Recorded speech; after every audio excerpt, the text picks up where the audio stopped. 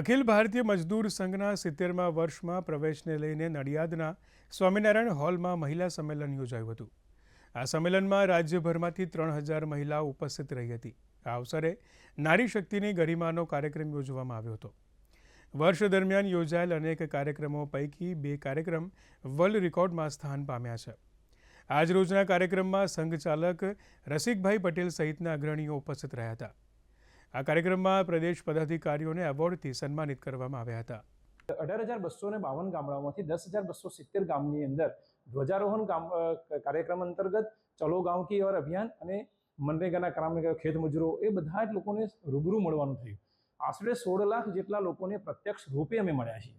એના અનુસંધાને Guinness book of એટલે કે વર્લ્ડ રેકોર્ડ ઓફ જીનિયસ જે ઇન્ડિયા છે એની અંદર અમે સ્થાન પ્રાપ્ત થયું છે। અલગ અલગ રીતે બધાને સર્ટિફિકેટ આપી અને આજે એ લોકોનું અભિવાદન અને એમનો કાર્યક્રમ થયો। નારીઓને જે સન્માન મળવું જોઈએ, અમારા જે નાના નાના છે, આશા વર્કર છે, મધ્યાહન ભોજન છે, આંગણવાડી છે, એમાં જે નીચલા સ્તરે જે બહેનો છે એને આ ભારતીય મજદૂર સંઘ થકી ઘણો બધો સારો ઉદ્દેશ મળી રહ્યો છે અને નારીઓ ઘણી સારી આગળ પણ આવી રહી છે અને એમને હિંમત પણ મળી રહી છે ભારતીય મજદૂર સંઘથી।